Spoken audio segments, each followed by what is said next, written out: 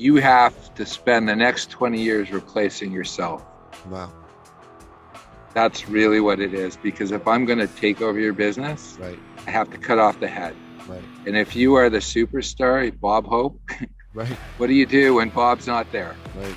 If you want to get the most out of your business, you have to prepare it to be sold. Welcome back to the Better Human podcast, a podcast about making humans better humans and demystifying the world of relationships, communication, entrepreneurship for your better life. Today, we're joined by my good friend, Peter Merrick. Peter is an income and capital enhancement consultant and founder of Merrick Wealth. He's helped some of the largest public and privately held companies in North America with things like tax minimization, succession planning, and risk management. One of the smartest guys I know. Besides being a guru in this industry, you are also an author.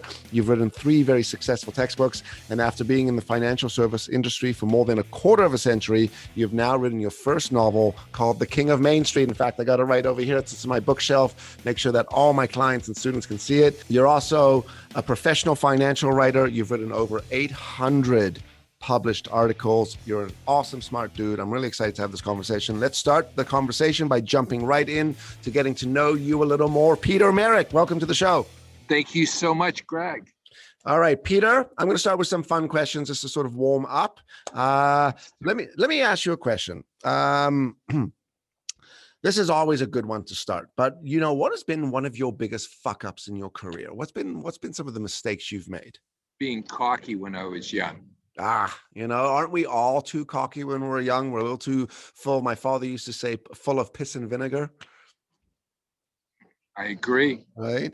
So tell me a little bit about a story about sort of how you ended up in this profession. I mean, where did you begin your career? And I mean, how did you end up, founding Merrick Wealth? Okay, well, exactly. It was me being hubris. I was working for a brokerage firm. I felt I wasn't getting my due.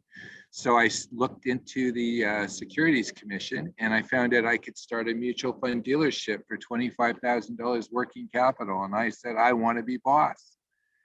And I went out, I got my licenses, and I started a mutual fund dealership. And I didn't know what I was doing. Thank God the markets just went up, and I was smart enough to seek help. And at that point, I also turned to the bookstore, and I started on a journey of reading everything I could, because I realized that at that point, when I reached and hit the wall, being reality, I knew I needed to seek help. And there were a lot of people out there who've come before us who have left breadcrumbs for younger people to go out and figure out what they need. Right. And, to that point, the joke is in some regards, early days, you could have started anything. The fact that you just had to apply with a license and have the money to start a mutual fund company. I mean, in some regards, thank God there's some better regulations today. But, considering that, what were some of the things that you wish you knew? I mean, I know you said you turned to books immediately to start to learn, but as a young guy, what advice would you give yourself if you were to go back? I wish I was smart enough to really seek out good mentors and know what it took to find someone who could mentor me, because that's the problem. It's almost like a catch-22, because you don't have what it takes to know what a good mentor is, because a lot of people look at the flash, they look at the cash, they don't look at the substance. Right. And in essence, when you go and you research a mentor, you want to find someone you want to turn into. And unfortunately, when you're starting, unless you got really, really lucky, you're going to meet a lot of interesting characters out there that you're going to ask, is this the one? Is this the one? And you're going to throw yourself out, and you're going to find out, well, that's not the one. And then you're going to find out eventually that the true mentor, the only mentor, is going to be yourself, because do you have what it takes to get up after you've stumbled?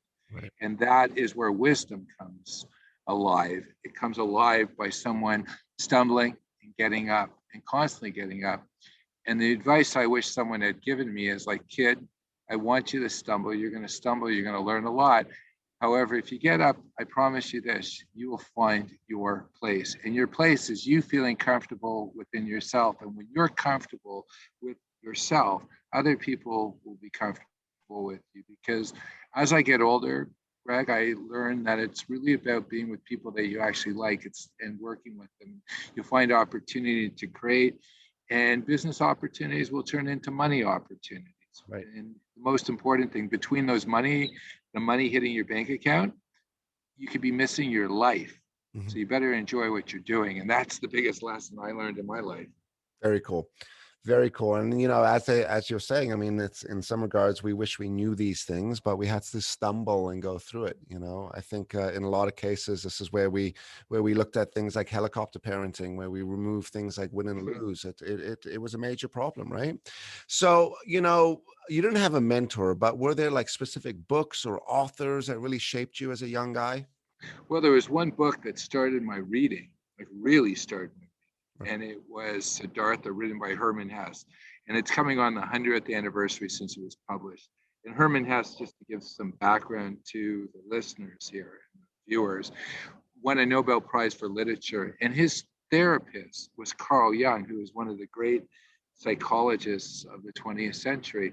And what he did is he took a complex story, which was the hero's journey, and he actually arced it so beautifully, so simply, and it was like 120 pages. And I read that book probably 25 times over a course of 20 years. And the reason I read it, and it finally dawned on me why, is because each time I reread it, I was in a different chapter in the book. And it was actually teaching me about my life because I had perspective every time I went back to it. Wow. Wow. Yeah. Were there any other books that maybe sort of resonated or were also a big impact for you? Well, another book that actually had a huge impact with me was a book called Flatline. It was written by this gentleman, his name Edwin Abbott, and it was written in 1867. And it was a free book I found online, and I read it, and I was just blown away because it talked about a two-dimensional world. But it talked within the two-dimensional world, they were talking about people who had stature would have multi sides. That's maybe 1,000,000 sides would be Bill Gates, and then a doctor or lawyer might be 8 or 9 sides. But it's a two-dimensional world, and basically what it taught me is I can go and look at someone, how they're positioned, and or something, and I realize, that person's just like me. I'm told that they're such a great person. They have such wisdom and everything. But all I can see is the two dimensions. I shouldn't be so scared. And I give this to a lot of my students. I said, read this. Let's discuss this. Because you're going to look at someone and say, oh my God, this person has a business that's doing $500 million a year. And it's like this person here has God rubbing them on their head. And I read that book to say, no, that's just a human person on their journey. And yes, it's projection. And when we're projecting onto other people, things we like, things we don't like, what we're discovering, Greg, is we're discovering something about ourselves. And that's what that book taught me. And another book that actually had a huge impact on me just because of the beauty, it was written by a gentleman, his name was Eric Hoffer. It was called True Believer. President Eisenhower gave out copies of this during his presidency until he died. And this book here was so elegant. This person had the power of observation. And I had the opportunity to watch an interview he did in 1968.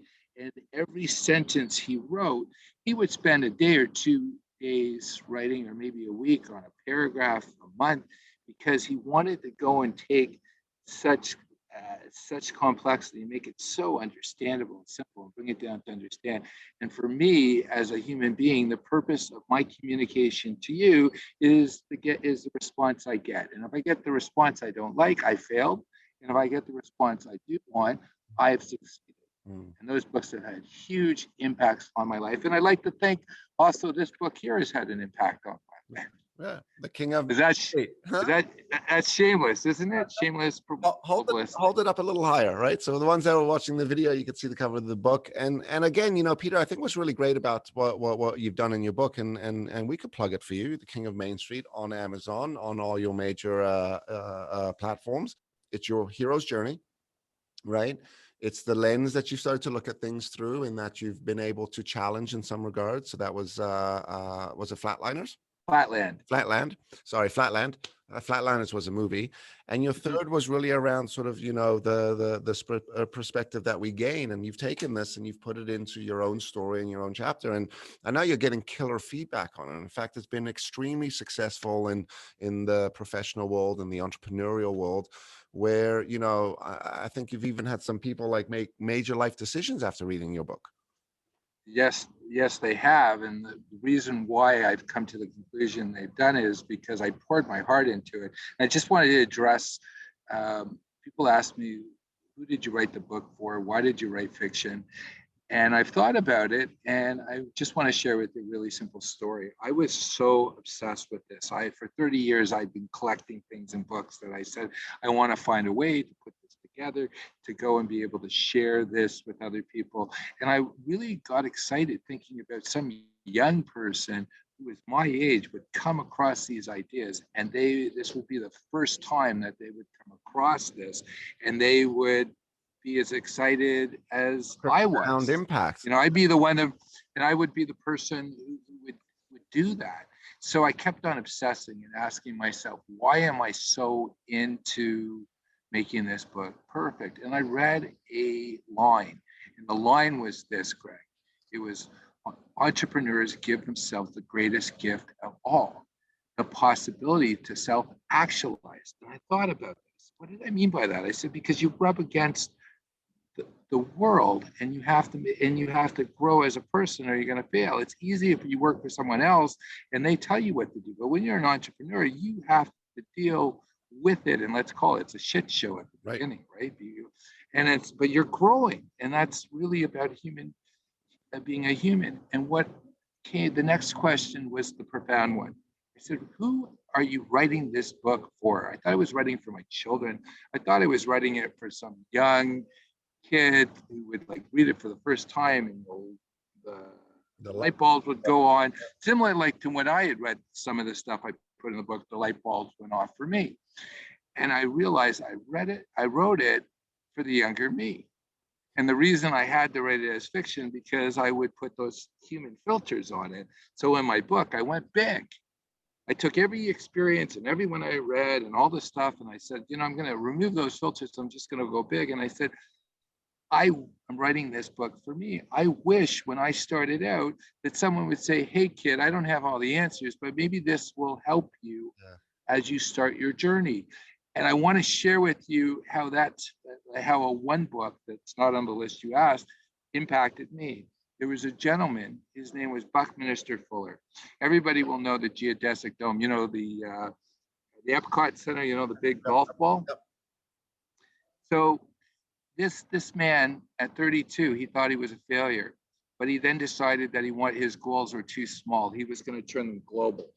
And by the time he died, he had over 200 patents. He was considered the world's friendly genius. And this man had impact far beyond what he could ever imagine. And he wrote this book at the end of his life, and he said two things that stick in my mind, but I'm going to share the first one. He said, 1 in 10,000 people understand this, that if you know what you want and the goal is greater than yourself, if you take one step forward, miraculously, the universe, God, takes 99 steps towards you. It's like every time you're about to go off that cliff, magically something else shows up. Right. The other thing, which was so profound for me, is he wrote it in the dedication for kids who were 11 years old, because he said these kids are seeing the world differently than any other generation before. He published the book in 1980. He died in 1984, and I wasn't reading until the 1990s. The reason why that was so significant is he was talking about kids who were born in my year, 1969, and what he was referring to is that's the first group of human beings who always have that picture of that blue dot from space, the Earth, how we're all connected, how that changes everything. And the reason why that was so impactful, why I read the book, is this man was dead. And here he wrote something that had a great impact on me long after he was gone. You're talking about, and that's what we all want. We want to do something that long after we're gone, it's going to have a positive impact. And more importantly, we have to also do it and put our hearts into it, because we don't know who it's going to impact. We don't, it might not for a generation or two generations. We know Van Gogh. Nobody knew who Van Gogh was while he was alive, but now people admire his paintings. You have to do this for yourself, connect to something greater than yourself, and eventually, if it is true, it's true for other people, it's true for another audience, and hopefully it has great impact. Cool. Beyond your being. So as I'm listening to you, I'm thinking sort of what's the next question? I got two questions I want to ask you, but I'm going to go for the fun one. So, Go for if it. you were to add a chapter into your book, what would it be called? My talks with Greg Witz. No, Okay. seriously. I mean, I'll share with you why. why? As I get older, I realize the value of really connecting with another human being. And I've been interviewed by other people, Greg, but you're generally interested. You also have, similar to myself, a monkey brain, meaning you like vast amounts of information, different topics, Right. and it's fun and being engaged. And in essence, I think that's what life is about. We want to be engaged. So I would use you and your podcast as a metaphor I, for being engaged. I love that. Totally love that. And you're right. I think, so someone I did a session with yesterday, they reached out to me over social and said, "Hey, I'd love to just sort of talk to you." Anyway, I'll chat to anyone. Anyway, I chatted with him and he sent me a message afterwards. He was like, "I got to tell you, man, your energy and your vibe, it was just very authentic." And I don't say that to say that I'm authentic. I say that to say, like, I really look for connection and engagement. And that's what you said. That's what we're here to operate on the earth for. I mean, what the fuck's the point if you and I or other people, if there's not that connection? All right, we're going to take a quick break. We're going to hear from our sponsor and we'll be right back. Okay, just before we jump into the next segment, we're going to take a quick little audio break and we're going to hear from our sponsor, the Better Human Program. The Better Human Program is a 10-week program that equips you with the tools to achieve success in every interaction with other humans. Learn assertiveness, effective communication, interpersonal skills, and take control of your life with the Better Human Program. Check out the link below for all the description information. All right, we are back, and we're going to talk a little more about your actual job, your role, the industry, the profession. We're going to get your expert advice. We call this the deep dive. So, just give us let's start with some sort of softballs. Tell us, what are some of the hardest things about your profession? Actually finding the right people. In what way? That's the hard. Or Well, people to work with, clients and also colleagues. And what I mean by that is I've come to the conclusion if you're going to catch salmon, it's easier to catch them at the mouth of the Simon Fraser River when they're actually spawning than it is to go to Lake Ontario trying to catch salmon. right. So what's really important is to find those people. So over the years, I've actually narrowed it down to the clients that are the individuals who will see my value proposition. And those are people who have businesses, very successful. They climbed Mount Everest. And now they need a Gurkha to help them bring them down. And that is my skill set. I'm able to sell businesses. I'm able to prepare businesses to be sold. And if the person doesn't sell it or they do sell it, I put together strategies that allow them to keep as much money on the table as possible, meaning that they're going to win against the other team and keep their score as low as possible, being I'm the relief pitcher. Right. And that happens to be the IRS or CRA, because you could grow the greatest business in the world, Greg, but if CRA shows up, or the IRS, they could end up taking anywhere from 25 to 50% of everything you've ever done if it's not prepared properly. Yeah, preparation is perfect. It's really fun. I didn't realize this, and I learned this a few years ago when specifically when my father passed away, which was you owe the IRS or CRA taxes after you die. Yes. Like what a joke, man. Like the joke is like we used to call them the tax man. Now we'll call them the tax person. The tax person will even get you when you're dead. You're even going to pay taxes for sure, dead, which is absolutely funny. So look, I really back to why we're here today. Really we want to speak to experts and we want to get their insights and their advice. And what we want to talk to you specifically about what you do with Merrick Wealth and your other work is, as we said earlier, tax minimization, selling the business, getting the business prepared to exit, and business succession planning. So let's start with that question. So let's define it. What is business succession planning? So if you want to get the most out of your business, you have to prepare it to be sold. So you're going to go and get the most money for it when you go to market, whether you sell it you give it away to a family member, you sell it to a key employee or to a third party buyer, and you need to prepare it. And then in preparation, you also have to look at how much are you going to keep after you do transition, because you have to think about the last third of your life, because most people have been in a business that I deal with for 20 or more years, or they're over the age of 55 and they're starting to see life beyond work and they want to do something else. Right.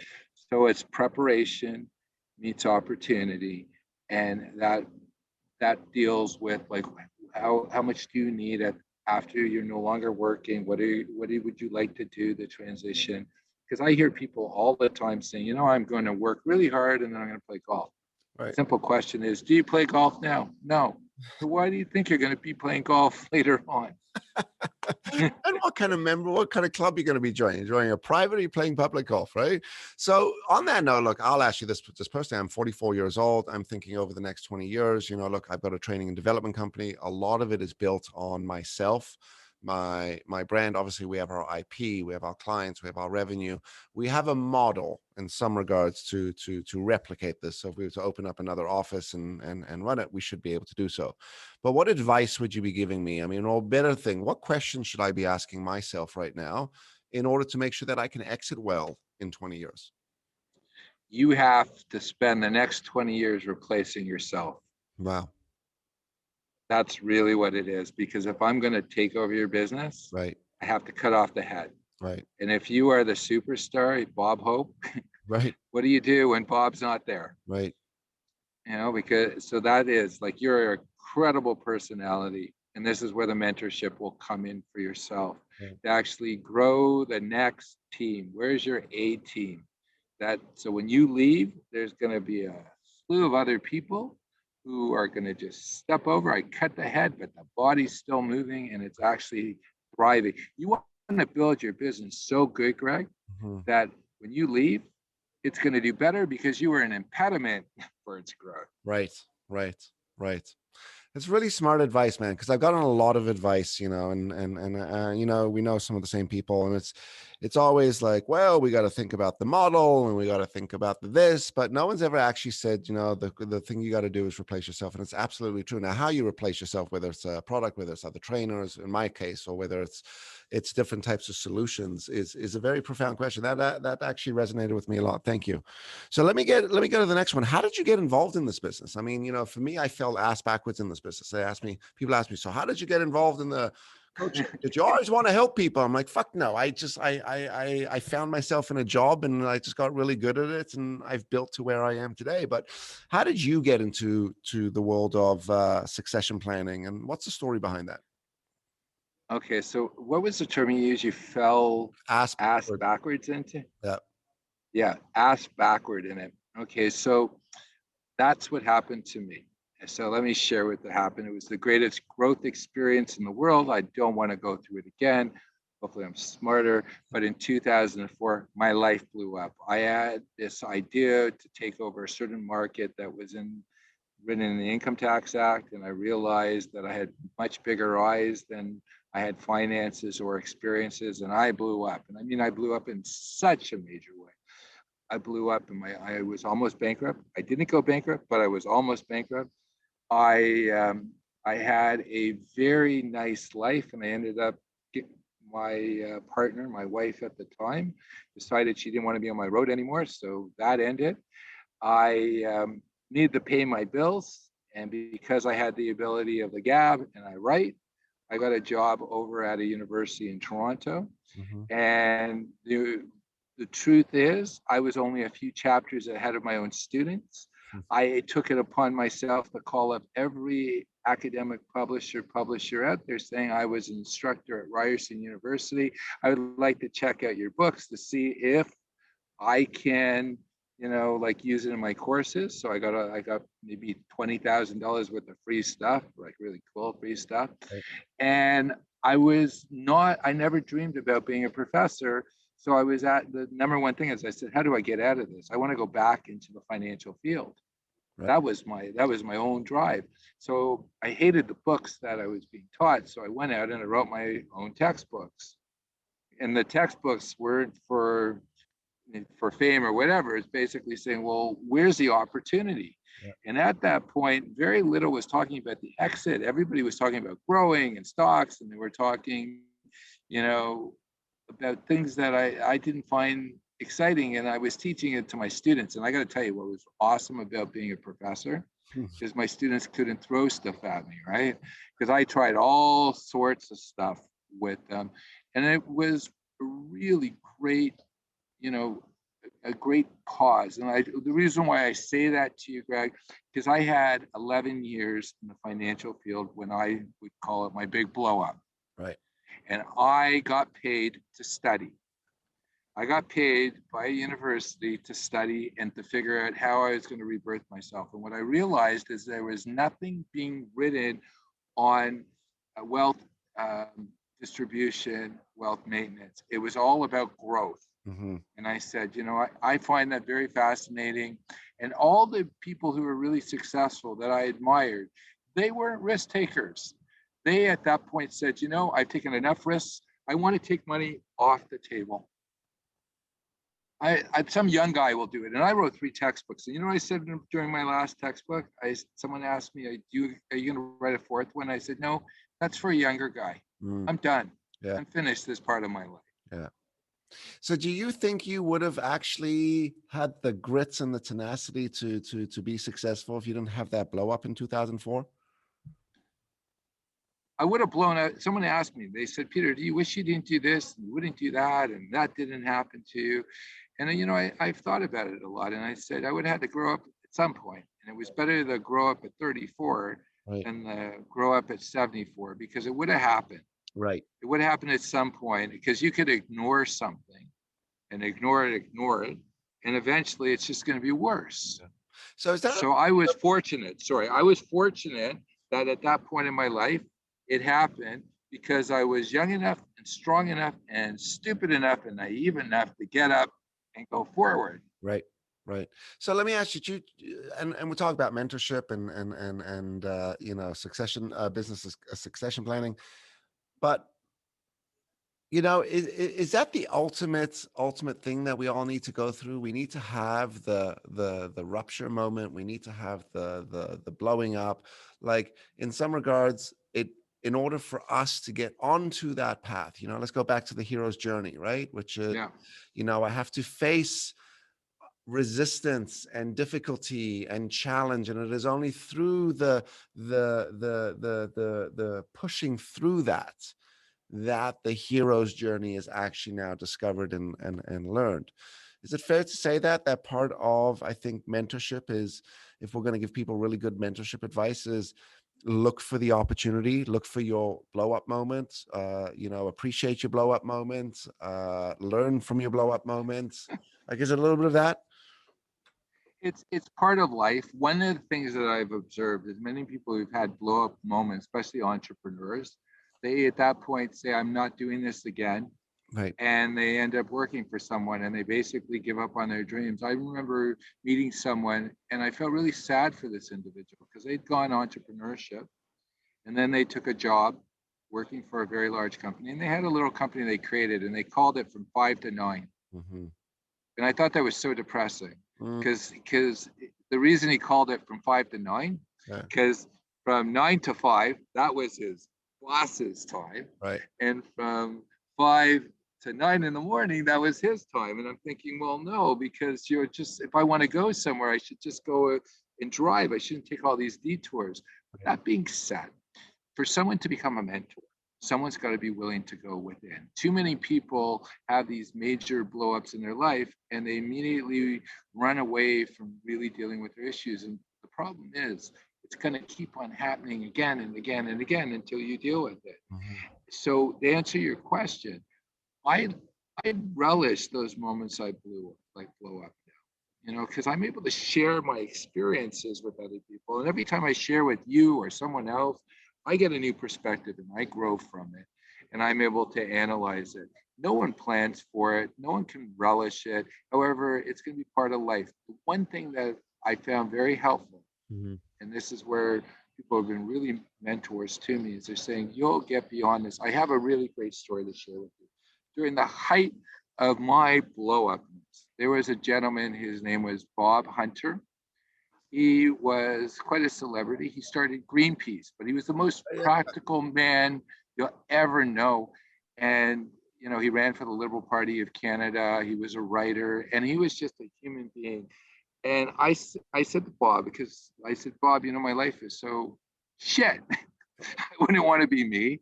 I had like the perfect life, and then I ended up moving back into my mother's house. Like, come on, I'd been out of there since I was 19. At this point? Pardon? I was 34 and I had kids already, and I had like a beautiful house and cars and whatever. And at 34, after 15 years of being what I thought was independent and moving really nicely, right. My life was like, I was embarrassed. Right. I was embarrassed in my entire life. Yeah. And this gentleman, Bob Hunter, he used to have me on every week on his program on City TV called Hunter's Gathering. Okay. And what he did for me was probably the nicest thing anybody's ever done for me. He said, Peter, I don't care if like you're feeling depressed. You're coming on my show, right, and I'm going to pitch you.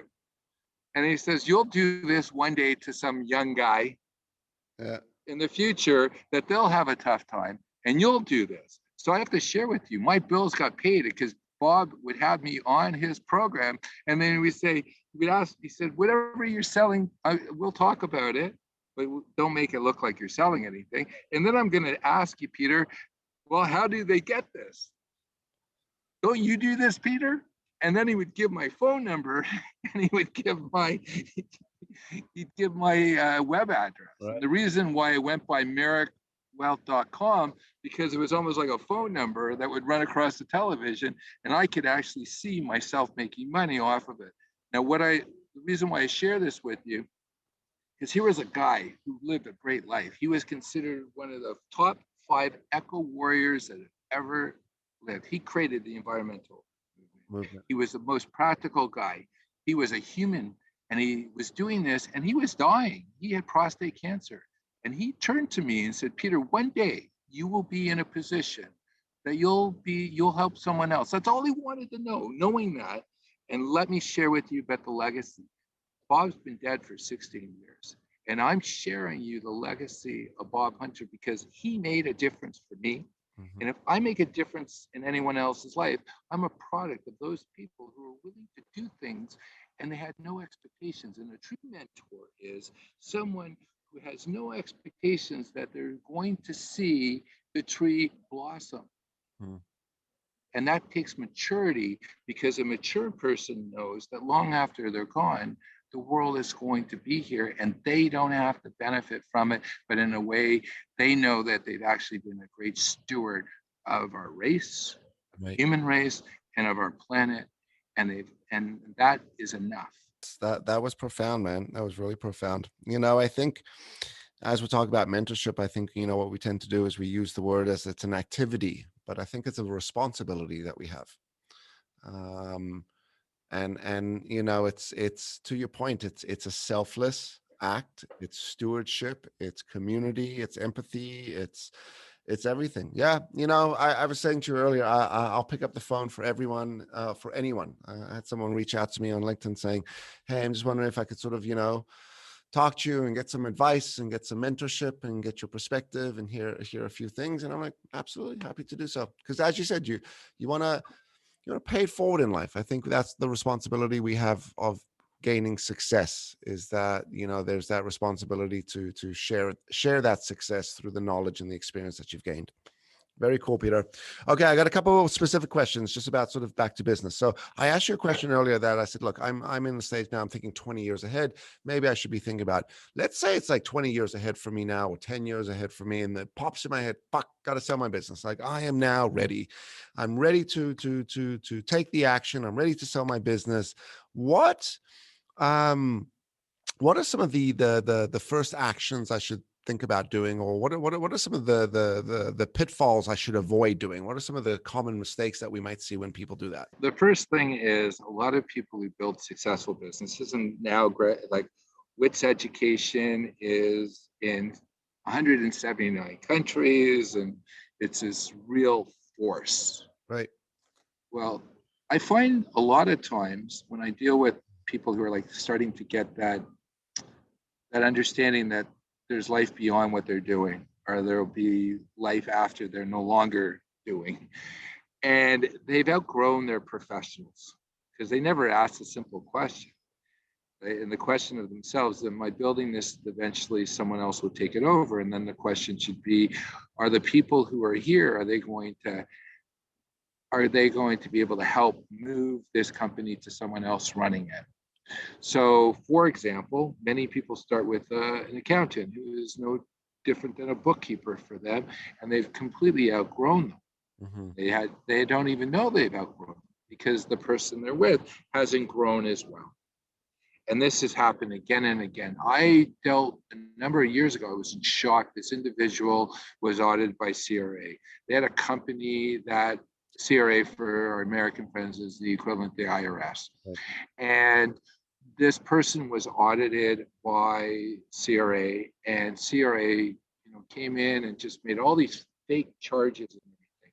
And this person here ended up paying a huge fine for something they shouldn't have, because the accountant they were with, their CPA they were with, they had outgrown and did not know how to deal with a company that big. And when I got brought in, I was blown away. This person just had an active corporation. They had no holding companies, no trust, they had no sophistication whatsoever.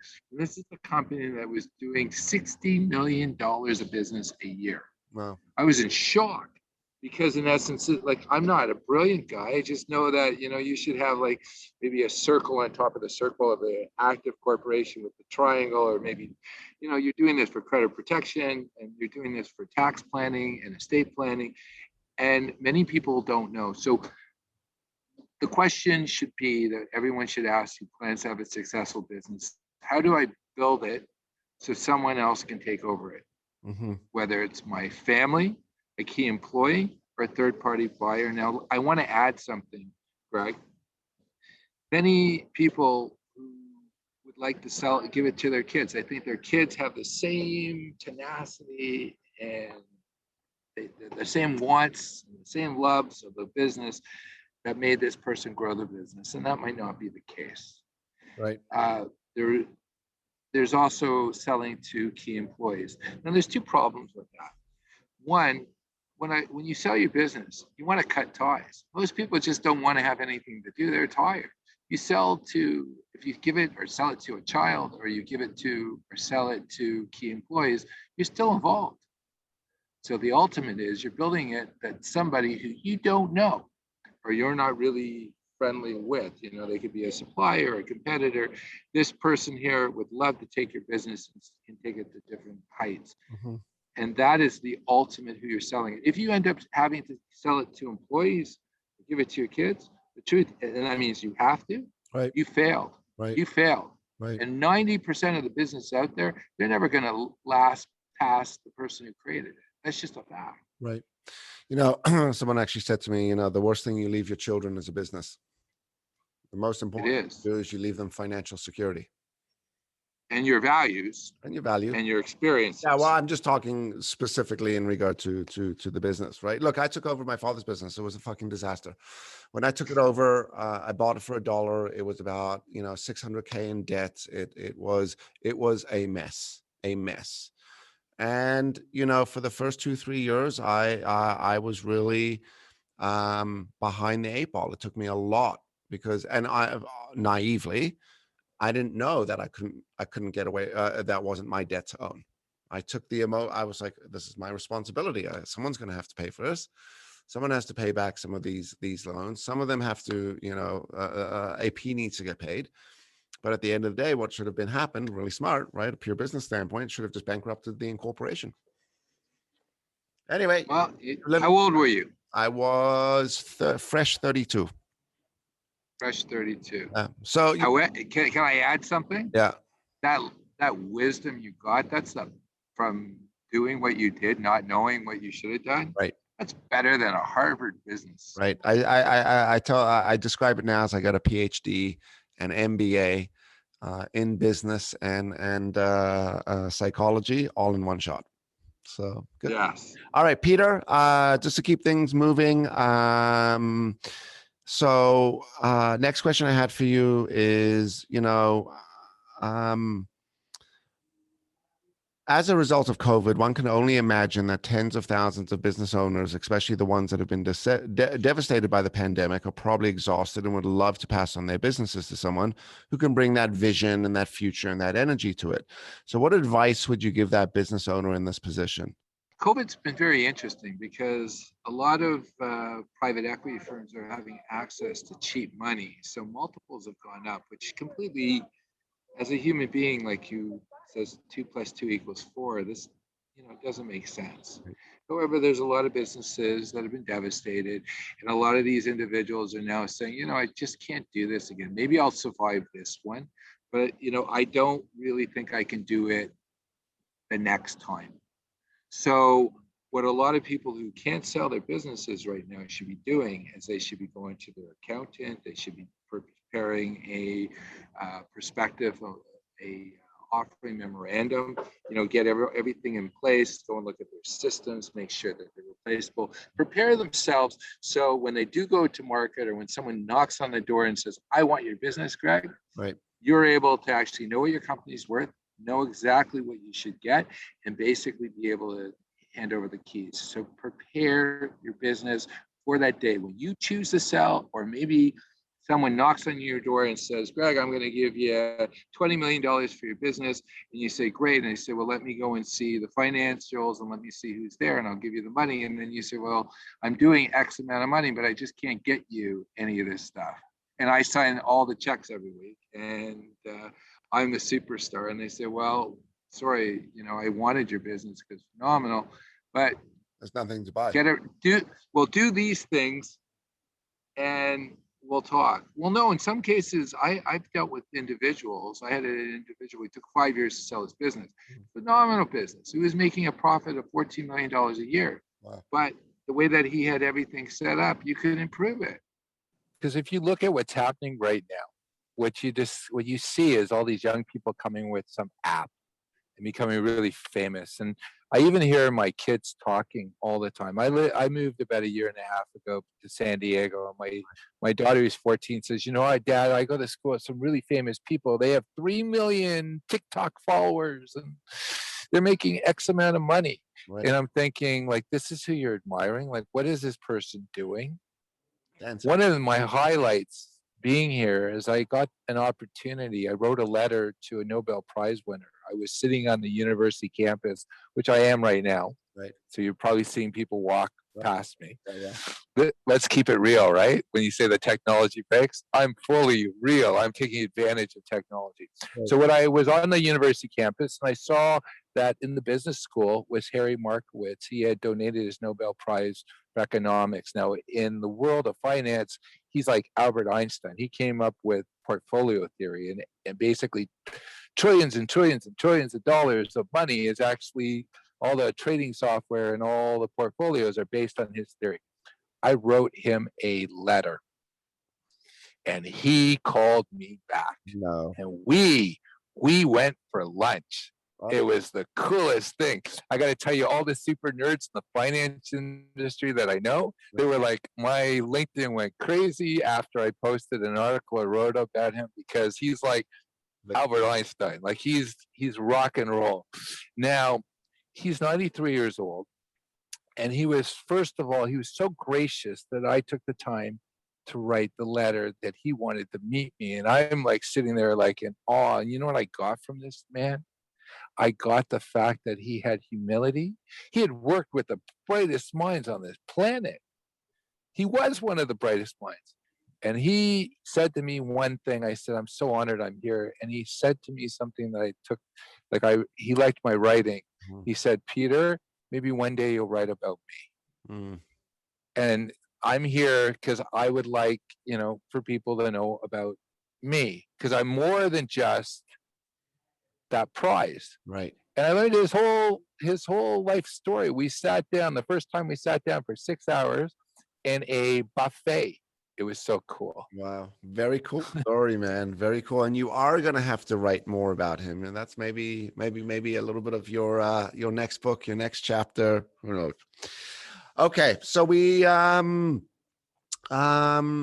let me ask this question, and then we're going to end with the better human question, which is, why is mentoring one's successor and the next generation during a succession plan process? So I've decided to sell my business.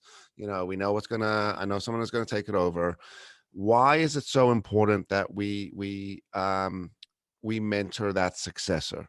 For two reasons. One, when we mentor, we learn. We learn about ourselves. We learn about our frailties. So it's all about human growth. Number two, when we're not running the business, if someone's going to take over the business, they got to know about the business. Right. And they got to know why things are the way they are. For example, many people never ask, like, why is this done this way? And that might be actually keeping the whole business going, and people don't understand that. So it's for us to grow as individuals. More importantly, if you want dollars and cents at the end, you have to have people that know how to turn on the lights, to go and pay the bills, and know who the clients are and everything. And it's mentorship is really two-edged, because there's a mentoree and there's a mentor, Right. and both get something out of it. And as a human being, that's really what it's about. If you have a business, Greg, and you made tons of money, but you got nothing out of it, I feel sorry for that individual, because that person has wasted the most precious asset that any of us are given. Time. And that's time. And you and I are only promised today, and we only get so many circuits around the earth. Right. Great answer. Okay, we like to end each show with what we call the better human takeaway question. So in order for us to leave the world in a better place, what would be the points, the advice, the quotes, the thing you want to leave the audience with that's going to help them be better humans moving forward? Be the one on the field. There's no other choice. I like that. I like that a lot. Play the game, get in the field, run the plays, work it, practice. I think I'll paraphrase, practice, train. Peter, you are a mentor. You are a gem of a human being, and by definition, better human. I think you even got one of our hats. Thank you for taking the time today, and thank you for walking us through what business succession planning really looks like, and some of the things we should think about, and more importantly, the reminder of how important mentorship is. Thank you for today. Awesome. Well, if you like today's show, don't forget to click that like button. Don't forget to subscribe. Don't forget to share, and don't forget to comment, and we will see you next time. Hey, I'm Greg Witz. Thanks so much for coming and checking out the video. If you like that video, you're going to love the next one. So I'd highly suggest that you click this video over here. And don't forget to subscribe and share.